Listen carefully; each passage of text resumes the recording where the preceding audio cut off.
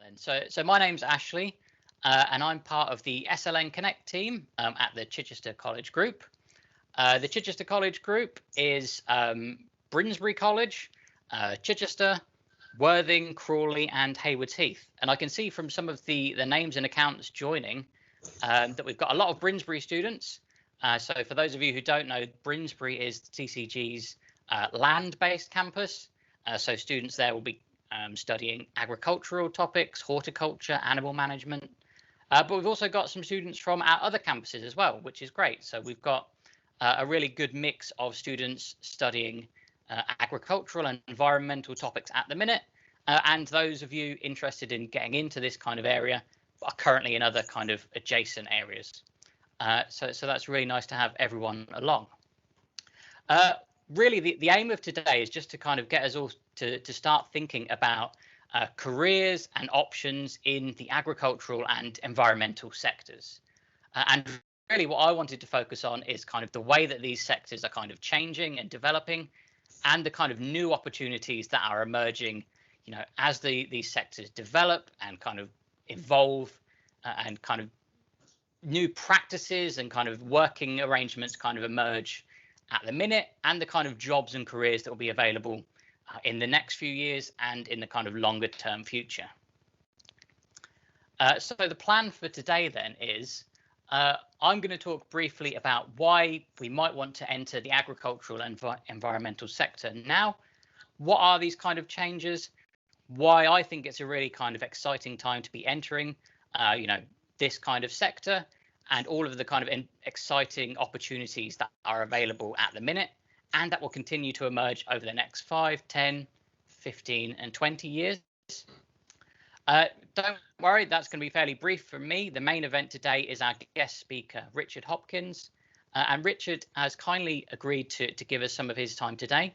He's the Managing Director of Fargro Limited, which is a West Sussex horticultural company. And I think it's really emblematic of these kind of dynamic and high-tech kind of companies that we're seeing increasingly kind of dominate and emerge in the agricultural and environmental sector at the minute. So I've asked Richard to talk about his life and career, his experience in the sector, to give you all some insight about how he got into the sector and what his experience has been, and to talk specifically about the opportunities that are available fairly locally to you. Opportunities in West Sussex for kind of highly skilled and you know, the knowledge-based agricultural and environmental jobs. These kinds of jobs which require kind of high-skilled and highly educated and knowledgeable young people to be a part of it. After that, we're going to look at take a look through what your options are kind of after you've finished your current college course. So if you want to carry on learning, to carry on kind of building those skills, and to kind of keep moving forward into those really skillful job opportunities, what are the various paths that are open to you? And then I'm going to throw over to my colleague Leanne, and we'll hear from Steve, who many of you will know at Brinsbury as well, about the options that CCG has, the options that the Chichester College Group has if you want to carry on kind of studying and learning in this particular field. And so the first point that I wanted to make really is that this is a sector which really needs you at the minute. Kind of all of you who are currently in this audience, there's something of an agricultural skills gap at the moment. So a few years ago, there was a large survey of the farming businesses globally, and about half of the businesses surveyed reported that they were currently facing a lack of expertise, skills, and training. So lots of big kind of agricultural companies and the small and medium-sized ones actually were having difficulty in recruiting the kind of people that they need. So those kind of really skillful people who have all of that kind of often high-tech knowledge, which is kind of really crucial for the modern agricultural sector. So again, many of you studying at Brinsbury will be well aware of this, but you know, in recent years, there's been kind of a technological revolution in agriculture, and we're seeing, you know, a lot more technologies like automation, GPS, drones, aerial surveys, We're seeing kind of climate-controlled growing environments, where plants being grown in kind of greenhouses essentially, but with the climate really kind of highly controlled. So lots of control over the heat, the temperature, the light, the humidity, etc. And so what a lot of agricultural companies really need is they need people who understand data and statistics to kind of monitor these environments and to make sure that the climate is exactly at the optimum condition for increasing the yields. They need people who can work machinery, who can use technology and can design technology to make sure that their agricultural business can keep up with the rest of the sector. So what I've got here on this bullet point is that it's increasingly being recognized that millennials and Generation Z, that's young people with a thirst for knowledge and a desire to continue learning, are really key to the future of this sector. You people in the audience, you're the people that kind of lots of these companies need.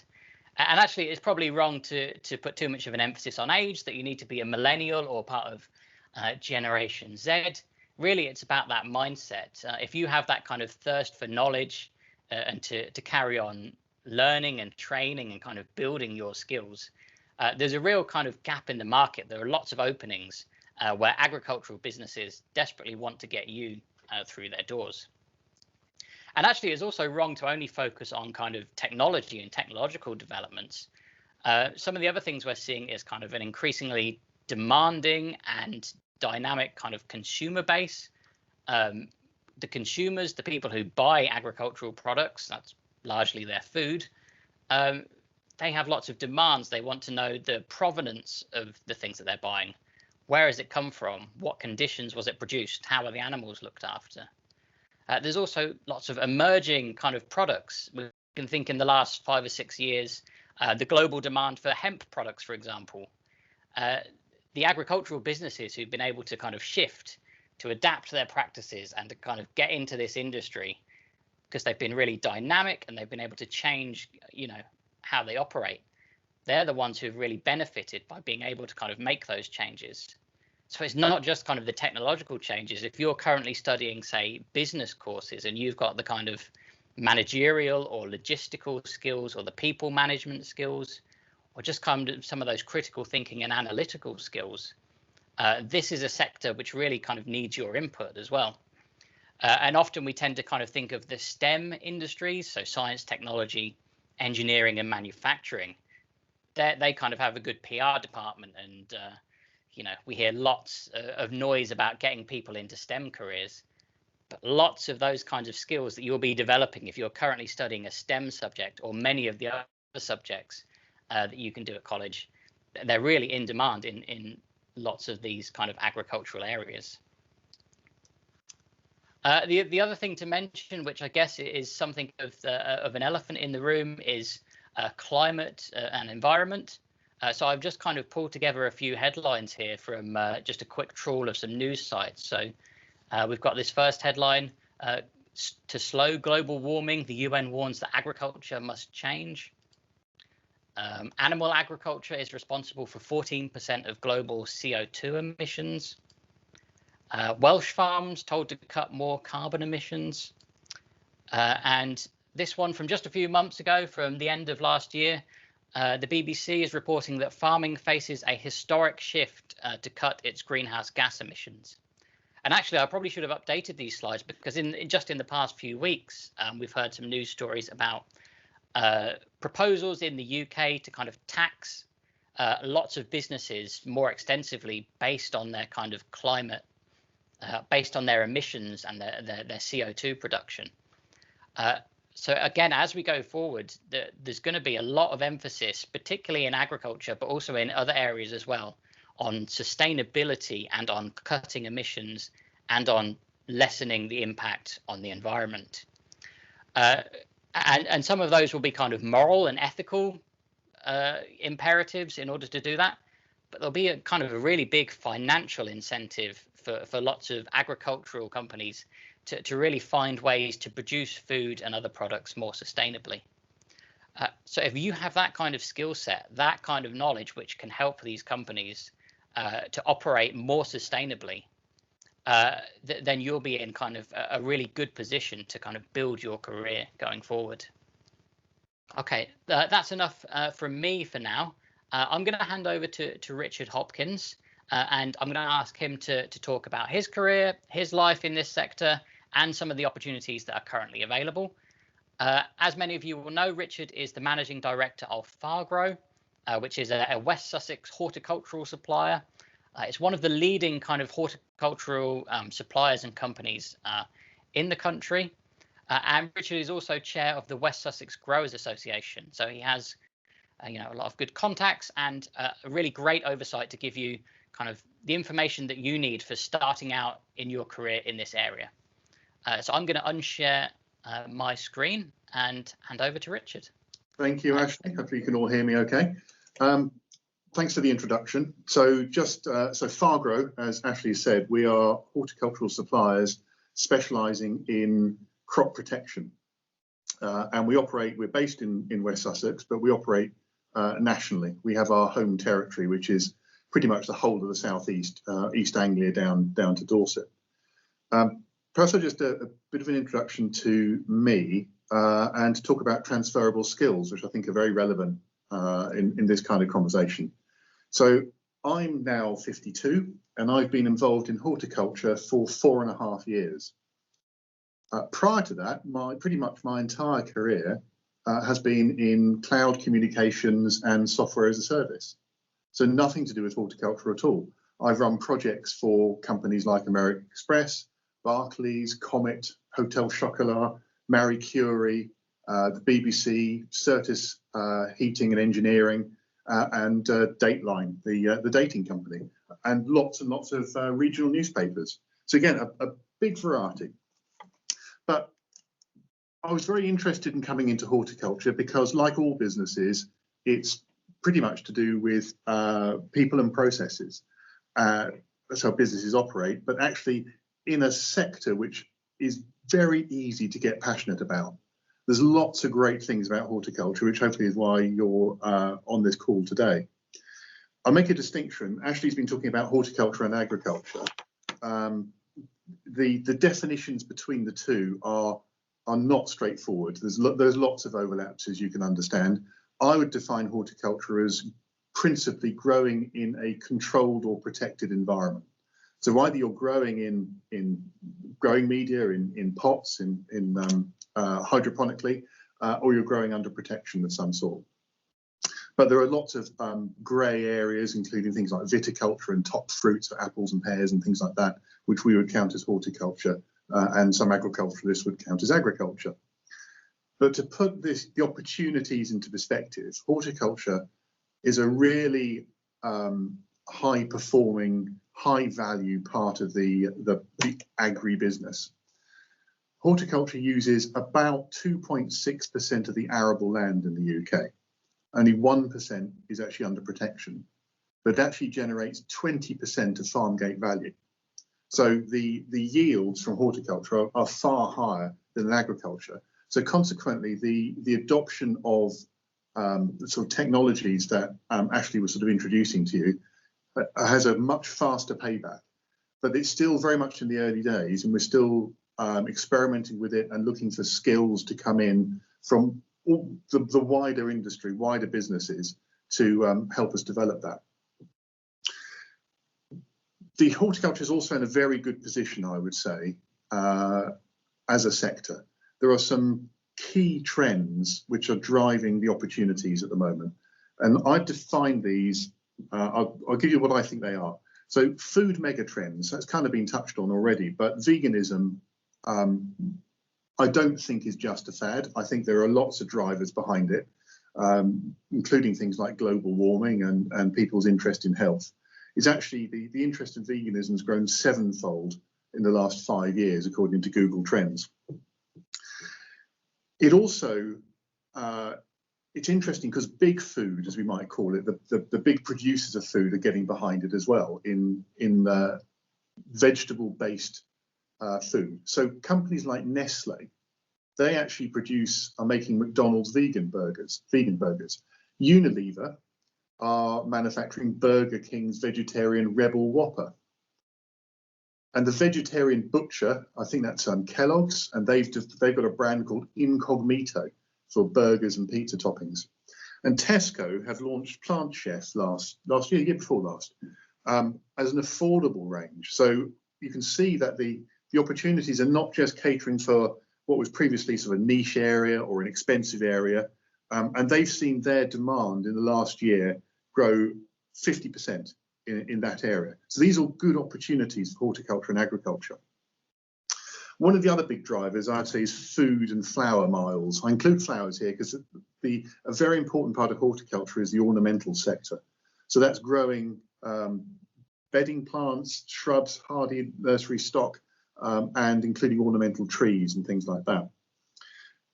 Transport is a disproportionately high cost when you're talking about plant matter, because it doesn't weigh very much, but you can't pack it incredibly tightly, so it's actually quite hard to transport. So logically, it makes sense to grow that as close to where the consumer is as possible.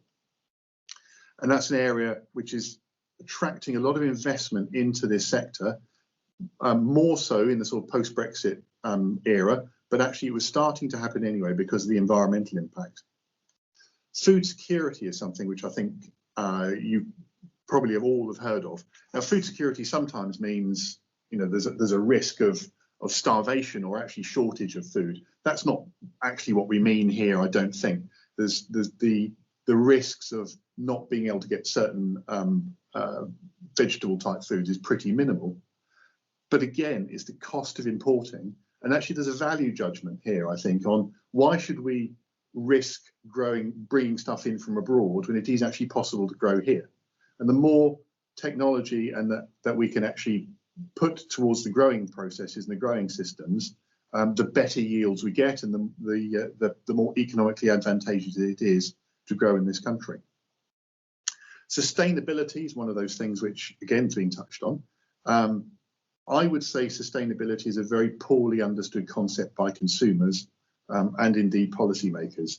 It's very easy to sort of point fingers at certain things and not actually understand the nuanced argument behind it, and that, you know, just trying to reduce one element in sustainability doesn't actually necessarily benefit. You might just be exporting the problem. But that's why we need young people coming into the sector who actually they're not acting as a pressure group, they're trying to solve the problem, because all farmers and growers want to work as efficiently and as sustainably as possible, but they need help and advice. A couple examples I can give you. DEFRA, which is the Department for Food and Rural Affairs, which is responsible for horticulture and agriculture, has a target to phase out peat as a growing media in commercial horticulture by 2030. Now, that might be brought forwards, but 2030 is very close, given that a lot of growers actually plan 2 or 3 years ahead on their growing plans.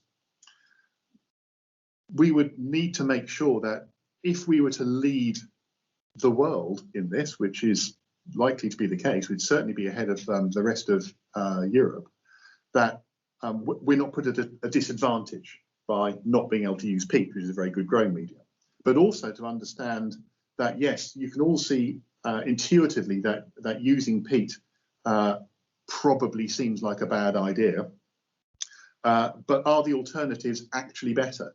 And the alternatives are wood fibre, which is a renewable resource, that's true, but most of it gets shipped in from overseas, and coir, which of course is the byproduct of growing coconuts. It's the fibre that surrounds the coconut. The risk being there that actually the tropical zones where you can grow coconuts, potentially rainforest is being felled in order to plant coconut palms in order to supply coir. It then has to be washed using a tremendous amount of water, and then it gets shipped around the world in containers on ships. So we have to question how viable that is and whether we actually need to have a mix of these things to grow the plants that we want.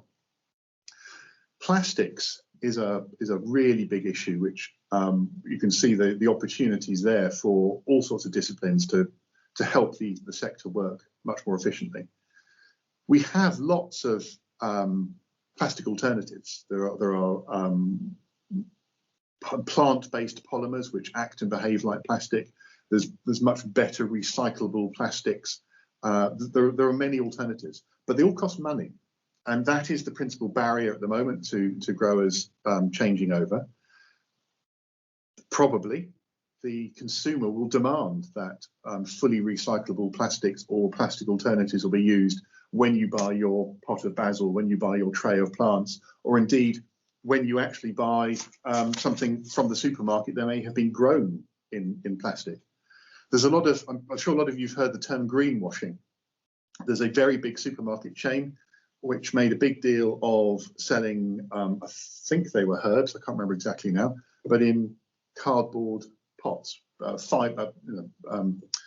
paper pots, which sounds great. And the trouble is that they were not able to grow them in that.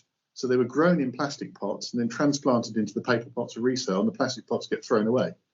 And also now you've got a paper pot. So this is what I'm talking about, the nuanced arguments. People need to understand how we actually get the whole supply chain working intelligently, and not just so it looks like a good picture for the consumer. And it's the consumer understanding. I think someone pointed out earlier that promoting British products and educating the public in these kind of things is going to be critical. Water is I would say, a key driver. Now, global warming predictions suggest that actually the growing season in the UK is going to become more advantageous. And in southern Europe, where actually a lot of our salad crops and things like that come from, it'll get much harder to grow there, and they'll be shorter of water. Now, I would contest that water will be one of UK horticulture and agriculture's competitive advantages. There is no shortage of water in this country, just we're not very good at collecting it, and we're not very good at moving it where it needs to be. In the really hot summer of 2018, I was told that crops were dying in the fields in the northern part of East Anglia, where they're always traditionally quite short of water. The rainfall's pretty low there. But just 50 miles away round the Wash, in East Anglia, they pumped out something like 50 million cubic metres into the sea as they were draining their fields. If we could just move that water, it would make a lot more sense. There's also no reason for horticulture particularly, which is often in close proximity to towns and cities, to be competing for the municipal water. It makes no sense at all. We just need to be able to collect it and treat it. And one of the things that Fargro are doing is we're looking at water treatment systems to allow sort of closed loop systems operating in big glass houses. There's also a thing back to the environmental element of it, a thing called the virtual water trade, which is, I commend you to go and look up that phrase. It's the concept of crops being grown in water impoverished areas and then shipped to places which have plenty of water. And this country, we are guilty of that.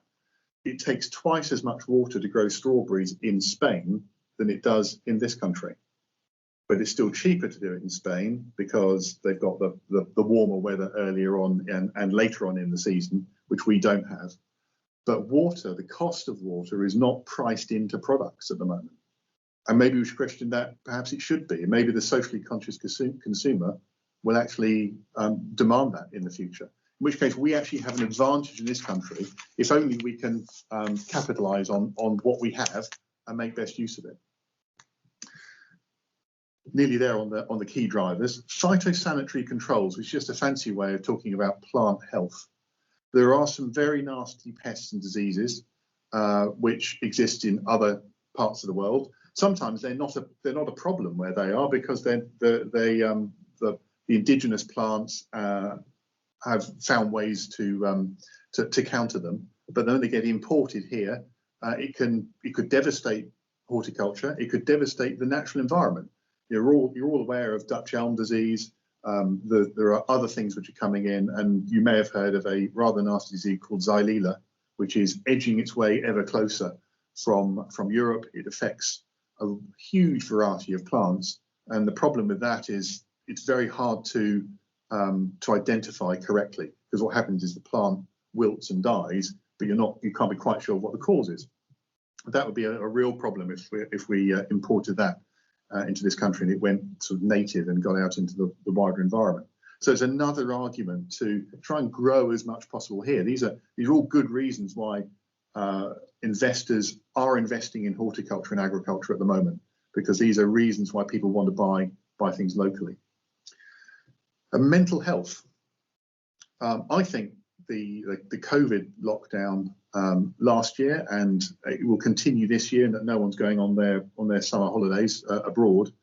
The Horticultural Trades Association estimated that 3 million more people got involved in gardening last year because they wanted somewhere nice to be, and that's to everyone's benefit, I would say, and the mental health of everyone who gets out into their garden or whatever open space they've got. There is a negative driver for horticulture, which brings us full circle to what Ashley was saying to start with, and that's skills and labour. The growers in West Sussex, of which I'm the chairman of the West Sussex Growers Association, our businesses turn over nearly £1 billion each year, and we employ at peak season nearly 10,000 people. Now, 3,500 of those people are seasonal workers. They're coming in and they're doing the picking and the packing. But over 6,500 are effectively permanent positions within horticulture. And they're not all picking and packing, the kind of thing that you see on the news that the industry is short of. We are short of those people, but we see that as a sort of 10-year problem. Robotics are at their absolute infancy at the moment. There are more in some areas of agriculture, but the really complex things haven't been solved yet. There's a strawberry picking robot which is on trial at one of the local growers, but it picks sort of one strawberry every 20 seconds at the moment, whereas a skilled picker will pick 19 kilograms of strawberries an hour, which is a lot of strawberries. But we'll get there. It will happen in the end. Now, on one hand, you go, well, that's mean people are losing their jobs, but actually what we're doing is we're removing the seasonal element of people that we bring in from other countries to pick fruit and replacing them with machines. But it requires some creative thinking. This is not just the existing people who are studying robotics. You've got to change the whole approach. So just as Henry Ford, when he introduced the conveyor construction process in his factories, where the workers stood still and the vehicle moved to the right place to have the next process done to it, he didn't just try to retrofit that into an existing car factory. He reinvented the whole thing from scratch, and that has to happen in horticulture and agriculture as well. So when you think of a traditional apple tree, looks like a tree, picking from it for a person is relatively straightforward. For a machine, that's incredibly complicated because you've got depth and fruit behind branches and behind leaves. So what you do is you grub up all those apple trees. You have to replant them. You plant them as the Victorians actually did, in a sort of two-dimensional row, cordons they call, so they're growing up wires, and then your robot is just picking in a sort of two-dimensional plane. And if it gets 80% of them, and then someone has to come along behind to pick the rest, that's a tremendous benefit. So it's that creative thinking that we're looking for.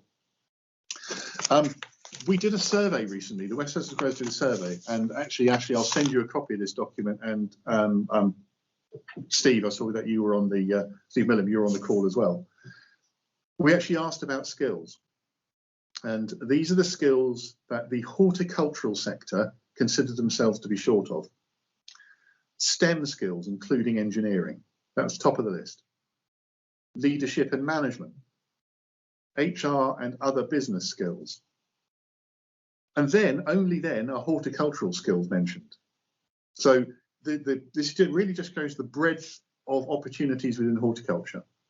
Then we go on to energy management and green energy, supervisory skills, technology skills and stroke digital, and business growth and exporting. So if I hadn't actually mentioned horticulture in that list, you'd never have been able to work out what sector I was talking about. But it does really show the breadth of opportunity that I think exists in horticulture. Shall I stop there, Ashley, and then open up to any questions? There's a lot to talk about on new tech, I think. Yes, yeah. Great. Yeah, thank you very much. If anyone has any questions, hopefully you've been thinking of some while Richard's been speaking, please do type them in the chat and I'll ask if Alistair can read them out. So just whilst we're waiting for any questions to come through, I'll just talk about remote sensing. It's a term which I think I coined. I don't think anyone was using it before, which is Horticulture 4.0.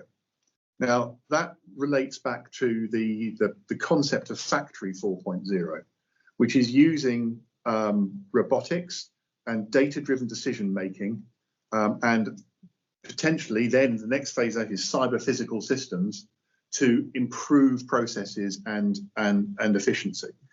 And that is something which Fargro are very interested in. We're not looking at robotics because you need incredibly deep pockets to do that. And there are a number of universities who are working on that at the moment. But data-driven decision making is absolutely key. So we have a suite of remote sensors. They're wireless sensors, which you deploy around the growing environment. So the glass house or the polytunnel, whatever it is. And they're taking all sorts of different measurements. But what we're doing is we're measuring the crop. Whereas the systems which exist currently, which are getting more sophisticated, the climate control systems in glass houses, are measuring the climate within there. But you need to know what's actually happening at the leaf level, or the crop level, in order to understand what inputs and mitigations and interventions you might need to make. What Fargro's particular interest is, because we do this already, is integrated pest management, and we're looking at pre-symptomatic disease detection. Now, the opportunities there is if we can find disease very early on, you reduce the impact, you reduce the wastage. Growers are they're interested in wastage because this is all about reducing the inputs. Because I'll give you an example. There's a large grower of pansies locally, and there's a thing called pansy mottle syndrome, which is a virus. So lots of pansies often have it, but it doesn't matter. It only manifests itself when the plant is under stress. And when it's under stress, you get this mottling effect on the leaves, in which case no one wants to buy it because it's an ornamental plant. Now, normally their wastage would be about 30%. Now, economically, that's not good because you're throwing away potentially a third of your crop. But don't forget, you've had all the inputs into that crop. You've had water, you've had fertilizer, you've had power for heating and potentially lighting, as well as people's time and effort. And a third of that just gets thrown away. By looking at the actual stress points at the crop level, we were able to reduce that to 5% wastage. And we actually did a really good case study on that because the mitigation in this case was if the plants were getting too hot, they just needed to open the vents. On this particular example, they were not able to open the vents on that day because it was too windy. And then 10 days later, that whole section of plants had pansy mottle. So we know this kind of thing works, and we know it can have absolute direct benefits to growers. But the challenge we've got is quite a lot of growers come from a very traditional background, and they don't understand how that can work. Why spending a few £1,000s on this sort of preventative diagnostics and data-driven decision making can actually save them money and inputs down the line. So there's an educational process here as well, and it's not taking people's jobs away. It's not a threat to them. It's actually an opportunity to have higher value crops and less wastage. Okay, thank you. I've heard a couple of pings coming through. Yeah. I wonder if Alistair can read out the questions. There's a few things. I'll probably start with the first two because they're probably quite related. Yeah. So Steve said, would make a point about developing technology to reducing inputs. And then we have one here. What would be the most beneficial technology for crops? I'm aware there's trials of technology going on at agriculture universities. So developing technology to reduce inputs, and what's the most beneficial technology for crops? So I don't know if you could have a go at both of those together, Richard. Yeah, they're quite broad questions. So reducing inputs, I've touched on, but there's another one. I was talking about water treatment systems. Growers spend a lot of money putting fertilizers into their water. If they don't sort of, it's not dug into the plants. It goes through the irrigation systems. You don't want that just to drain away because that's now fertilized water, which firstly is not very good for the environment anyway. but it's cost you money. So we've got new systems now which actually clean the water without stripping out the fertilizer, so it can go back into the closed loop. Or if it is going to be used as runoff, then it'll actually strip out the fertilizer and it can run off in a safe way. So those are environmental considerations as well as economic considerations for the grower. What's the most beneficial technology? I don't think there's such thing as a most beneficial technology, and I think there are things which we've not thought of yet, which we will be able to use, and it depends on the value of the crop. So you touched on earlier using drone technology and things like that, which makes complete sense in agriculture, where you understand what irrigation is needed in different parts of the field, what feed is needed in different parts of the field, what pest control is needed. In horticulture, we're doing the same thing, bearing in mind that the value per hectare is much, much higher, and almost every single plant matters. It also matters. I mean, to give you an example, there's a number of very big growers locally are growing pot herbs, the kind of thing you find in every supermarket. So your pots of basil, and they'll be growing 20-30 million pots a year of those. Every single plant has to be right, because no one wants to be picking their pot of herbs off the supermarket shelf and find it's got bite marks in the leaves from some pest, or it's covered in mildew or anything like that. So every plant matters in that case. So that's why I'm talking about looking at the actual monitoring the crop level and understanding the data. I would say actually all these big growers actually require a data analyst. And I would say that most of them don't even know what a data analyst is. Interesting. That's interesting that there's a lot of kind of big technology there, but not everyone is able to apply it or ready to use it. Yeah. So we've had a few more questions. We'll start with Steve's one here, then move on to Elizabeth. So Steve's is asking about pest and disease prediction models like they have for potato blight. Is there scope for this? Yes, and actually that is something Fargro are working on, and it's as you know, the challenges in growing anything is it's very hard to rush these things. You can't model it. You have to actually trial it and test it. Field trials officers are is one of the jobs you mentioned, Ashley. We've got 2 people who run trials here. They're not full-time jobs, they do other things as well, but they're absolutely critical to gathering this data. So if we can understand what the conditions are, and what the early symptoms are, we can actually detect these things and take action. So we're looking at multispectral cameras, for example. So by multispectral, they're looking at different light spectrums, because sometimes you can see what's going on with the leaf in a different light spectrum sooner than you can just wandering around looking at it. We're using chlorophyll measurements to understand if there are changes in the levels of chlorophyll in a leaf. It's telling you something, and we don't necessarily know what it's telling you until we actually run these studies and see what's going on. So we're actually employing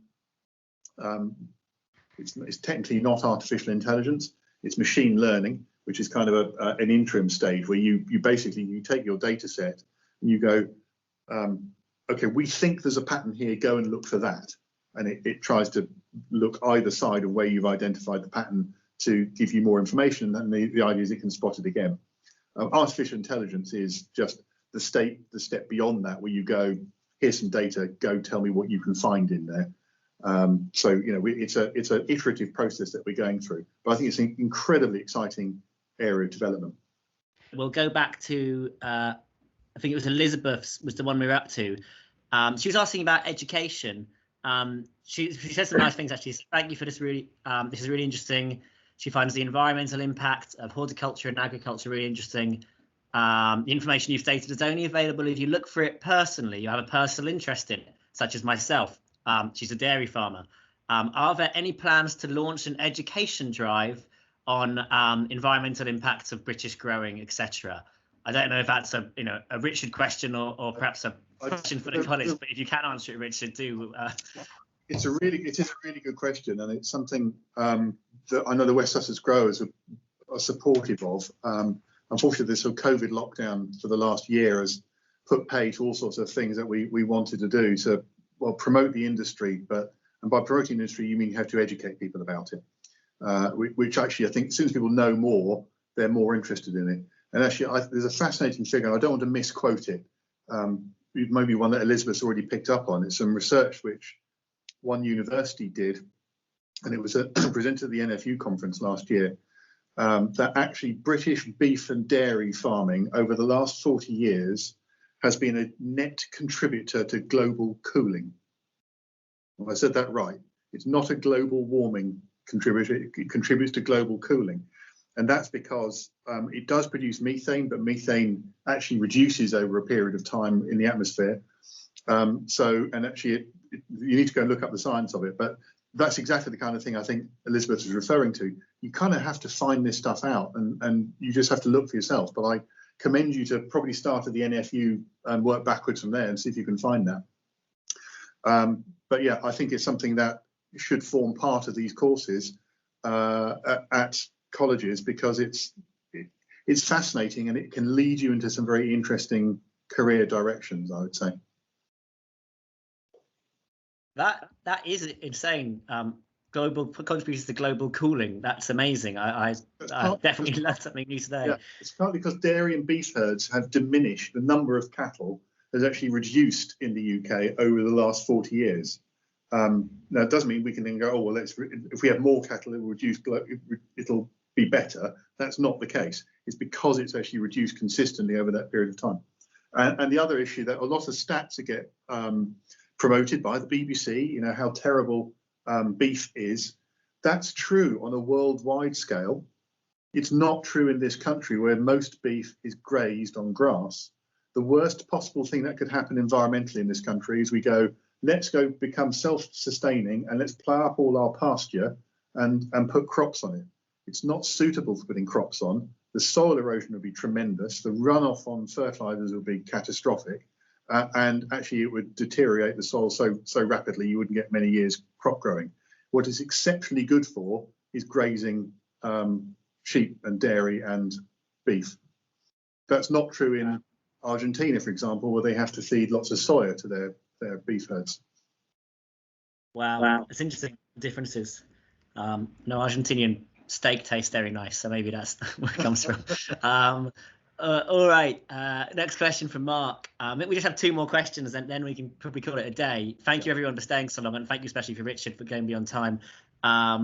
So Mark, did you see, I don't know if he says did you see or did you say, remote sensing being able to tell the grower when to release IPM predator, e.g. Incarcia for tomato crops?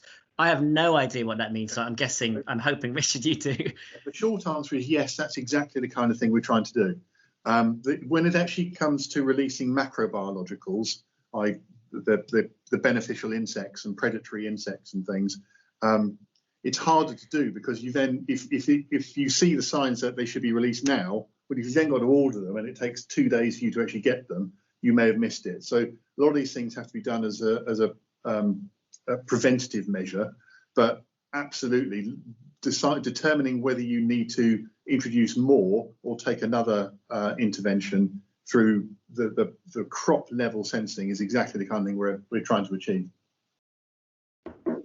Cool, thank you very much. Just one more question then. This is for Alex. Alex talking about job opportunities. So he said, it's been said there's lots of opportunities within the industry for engineers, business analysts, HR personnel. He noticed he's done a quick search on your online job vacancy portal and seen there's no roles currently listed. No. So when are you going to hire our students? But the question he asked is, can you recommend any exciting companies that are looking to hire STEM subject graduates? I don't know whether any of these people have vacancies at the moment, but the kind of businesses that you should be looking at, Airfield Nursery, that I think Steve may know this. I think I'm right in saying they're the largest single site grower of peppers in Europe. It's actually massive down there. Barfoot's, who are farmers and food producers, and they've got horticulture as well. Barfoot's produce, just a throwaway stat, whenever you buy sweet corn, which is already been peeled. We've got the outer leaves off it, and it's probably in a bag. You see it in supermarkets. When we're eventually able to go back to Nando's and places like that, you get the sweet corn there. 80% of it is processed by Bartlett's down the road. Their automation systems they got is absolutely phenomenal. Langmead, Langmead's herb growers locally, also very massive farmers. Nature's Way Foods down at the Chichester Food Park. Another distinction between horticulture and agriculture is that horticulture doesn't get any government subsidies. It's never been part of the Common Agricultural Policy. I know that's being scrapped and replaced, but horticulture still won't have much opportunity for subsidy, which is, I think, genuinely a good thing. They have a direct relationship with the retailer. So whether you're selling ornamentals or herbs, you are dealing directly with Waitrose, with Tesco, with Sainsbury's, with B&Q, with Blue Diamond Garden Centres, wherever it happens to be. Agriculture, much less so. They tend to go through agents. That distinction is important because if you're a horticulturalist, you need marketing skills. And then you might be selling them yourself online, so you need to do digital marketing yourself, but you need to develop your business in a way that agriculture doesn't. There's different businesses as part of the supply chain on that.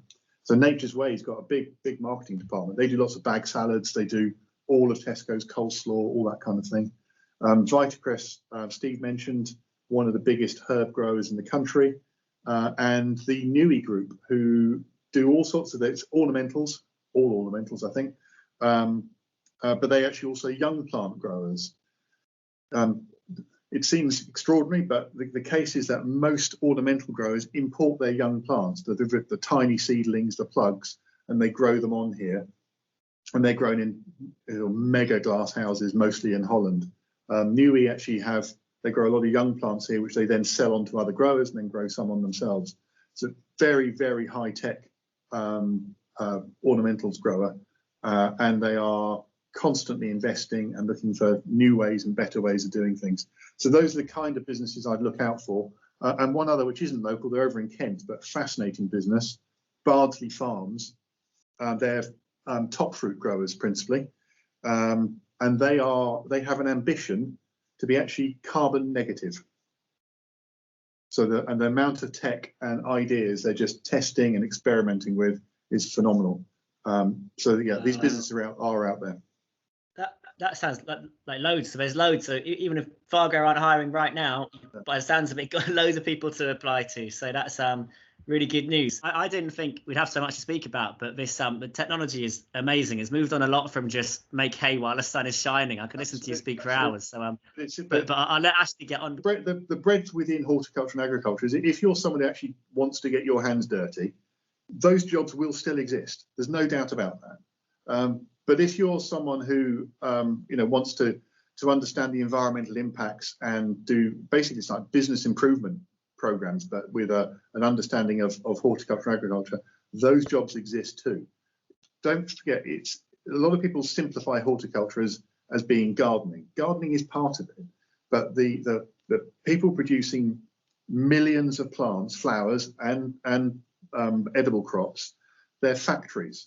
They just happen to be factories that produce plants, but they have to have factory processes in there, and they have to have people who understand all aspects of data. The difficulty is comparing, our factories compared to making a car is that, if you don't do something to a car, it's not going to die on you. Whereas if you don't do something to the plants, they will die or will become unsellable. Okay. I'm very sorry for going back to the slides. I'm sure we would we'd all rather listen to more of these questions. So what I just wanted to run through briefly is kind of what are your next steps then? So let's say this talk has really energized you, and you're thinking about these kind of highly technological, these really kind of skilled jobs which are becoming more and more prevalent in this sector. And a lot of these jobs are going to be the kind of jobs which require high levels of kind of experience, skills, training, and qualifications. And so many of you then will want to, when you finish your current course of studies, carry on in some kind of further course of education. And what I wanted to do by showing you this diagram here is just kind of hopefully demystify a little bit what all of your various options are. Because if you want to keep on learning and keep on being engaged into kind of some sort of program of study, there are loads of options open to you, but it's hopefully useful to kind of get them laid out in a framework like this. So most of you on this meeting here will be in these kind of the yellow or green bands. So you'll be on a level 2 or level 3 course. So I suspect most of you will be on either the level 2 diploma or the level 3 diploma, those kind of BTEC diplomas.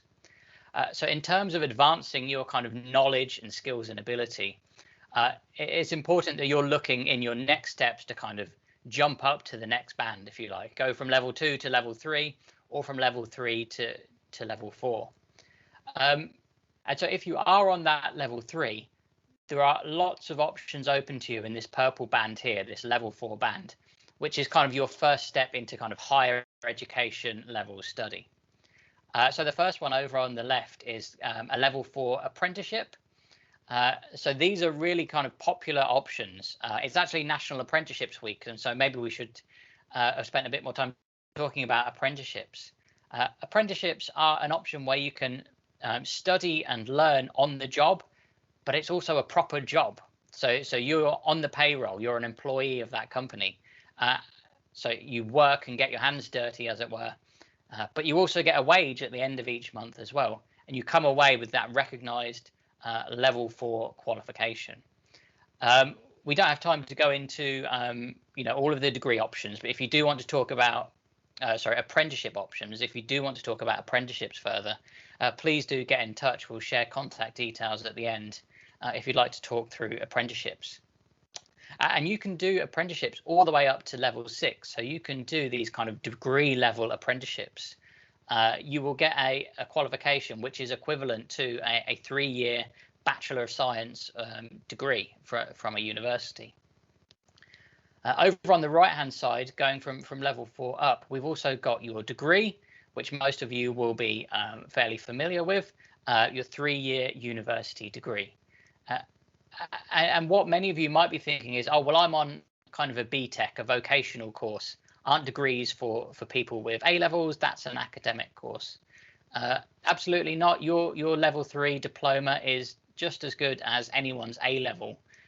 So if you've been thinking, oh well, a university degree in environmental sciences, agricultural sciences, isn't for me, that's not the case at all. You're just as qualified as any A-level student. You've also got the option of doing a foundation degree, which is equivalent to the first 2 years of a 3-year university course. And I know Brinsbury College offers some foundation degrees as well. And then there's the Higher National Certificate, the HNC, and the Higher National Diploma. These are typically 1-year courses. The HNC is equivalent to the first year of a university degree, the HND equivalent to the second year. And up here in the top right is the top-up degree. So if you do any of these foundation, HNC or HND options, you do always have the option to do a 1-year top-up. So you can top up that qualification to a full kind of Bachelor of Sciences degree. And so why might we want to go on to study at this kind of level 4 plus level? And I'll go through these a little bit quickly because we're running short on time. But I just wanted to bring to your attention this particular graph, which shows that agricultural graduates are among the most employable. So the Office for National Statistics ran a study a few years ago, and I'll just highlight that bar here, and found that agricultural sciences graduates have some of the top employment rates of any subjects. So they're just a little bit below engineers and slightly above business and finance graduates. So studying agricultural sciences, it seems, is a really good route into employability. The other thing, this other graph, also from the Office for National Statistics, is that people who study environmental sciences and environmental subjects are among some of the highest paid. So we've got the median earnings here, unfortunately just slightly below medicine, so just slightly below doctors, but again above those maths and computer science graduates. So a really strong kind of career path choice if that's what you're interested in. If you're going to take on any kind of course of study, which is on that right-hand side of the diagram, so you're doing a HNC or a HND or a full degree or a foundation degree, there will of course be some kind of cost implication as well. So in all likelihood, you would have to take out a student loan or a tuition fee loan to kind of cover those costs. So just very briefly running through the options here.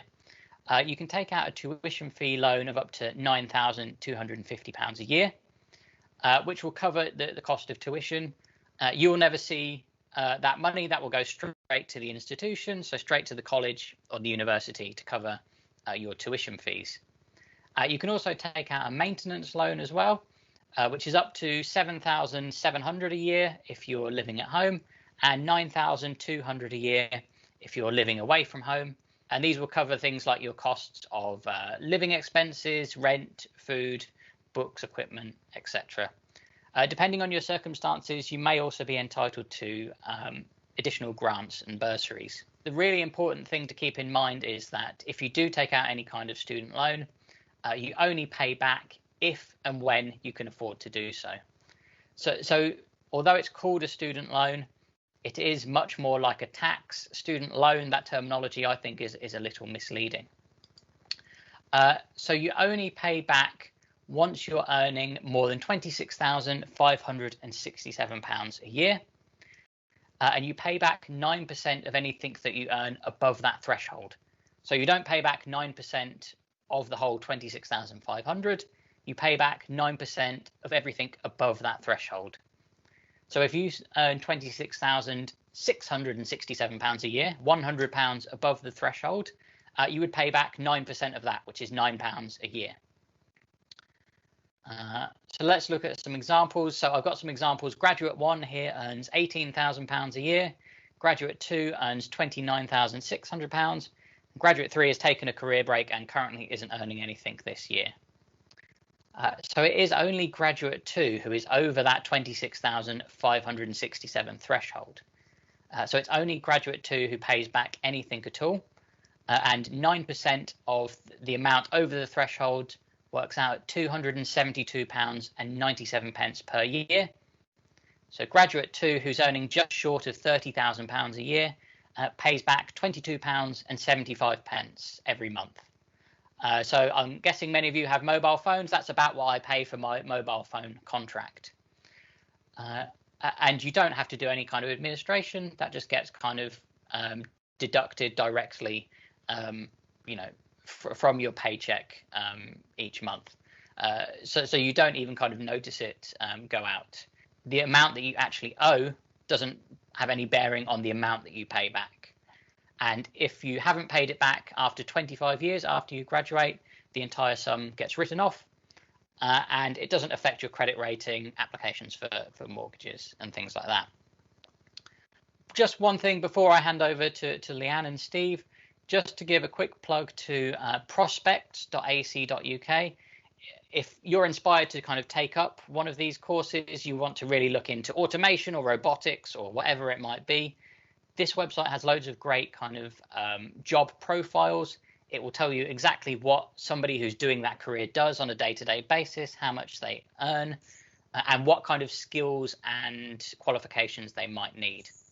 And if you would like to do a careers one-to-one, so we've got at the Chichester College Group some highly qualified, experienced careers advisors.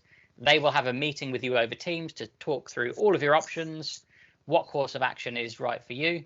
Please do just drop them an email and they will get back to you, and they will sit down for as long as it takes to kind of really work out exactly what you need to get you heading in the right direction. So if you just take away one thing and you set up a meeting with ProgressionPlus, I'll be very happy about that. I'll hand over to Leanne now. Thank you, Ashley. Thank you, Richard. I'm quite conscious of the time, and I know Steve's really keen to talk to you in particular about a couple of courses that we think you might be really interested in. But I just wanted to take this opportunity to introduce myself. I'm Leanne, as Ashley said. I'm part of the college's higher education team, and part of my responsibility is to support any students who've decided maybe they do want to continue with their studies but don't necessarily want to go to a university. We do offer now at the Chichester College Group over 30 university level courses at 4 of our campuses. So So obviously Brinsbury you're aware of, but we also have higher education courses at Chichester, at Crawley and at Worthing as well. The kind of two courses that we think you'd be particularly interested in are two of our fantastic courses that Steve looks after. I'm going to hand over to Steve in a second to give you a little bit more information, but I just wanted to make you aware that the week beginning the 8th of March, we're running lots and lots of different online activities and support sessions.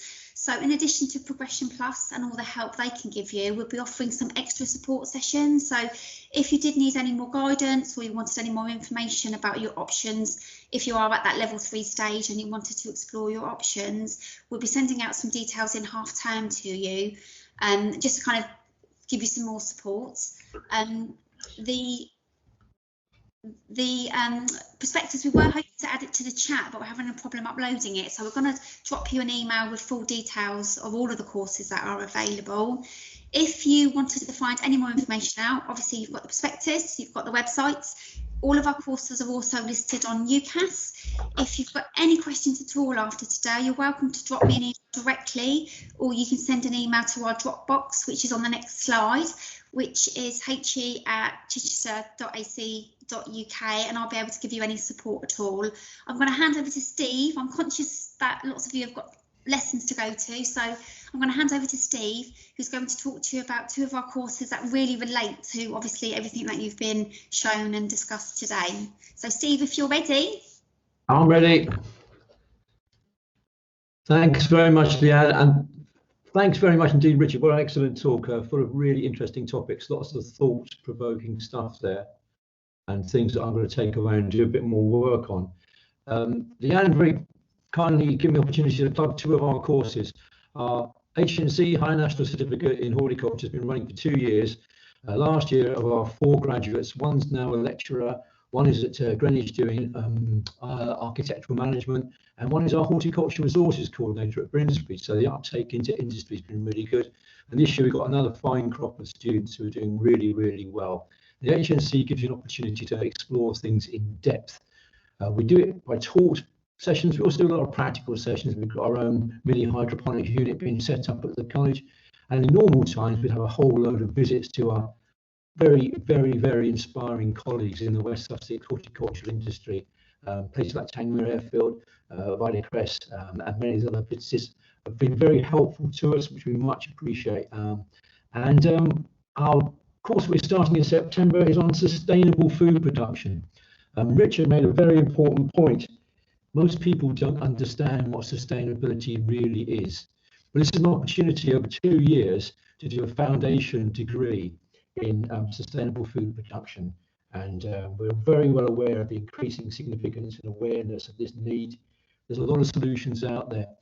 We think at Brinsbury, we're a very good college. We've got good students, fantastic teachers, and we're well placed to interact with a really vibrant, successful, and it's fair to say, absolute world-leading British West Sussex horticultural industry. Some of the stuff that goes on in these places is quite beyond belief. I want to tell a story about how I went to Tesco's in Shetland once and picked up a pot of herbs that was grown in Angering. Always very impressed by the entrepreneurship of the local industry. Our program is going to have over 2 years. We've got sustainable production, we've got management, we've got water, health and sustainability, we've got innovations in technology and engineering, climate change, we've got a section on animal health and welfare. It's a really, really good course. And I think we're going to mix it up at the moment, online versions of it as well. It starts in September. I'll give you my email. If anyone's interested, please get in touch. Thanks very much. Excellent. Thank you very much, Steve. Just again to thank you, Richard, and thanks everyone for joining us. A couple of email addresses have been posted in the chat, so yeah, do get in touch with Leanne if you're interested in any of those HE courses at Brinsbury, and Progression Plus as well. If this has just got you thinking about where you would like to go, get in touch with Progression Plus and have a careers meeting, because they are the people who can really advise you about the best next steps for you, whatever that might be. So I'm going to go and have my lunch, and I'm really going to think about the where it's all come from, and the food miles and all of these kind of highly technological processes involved in producing it.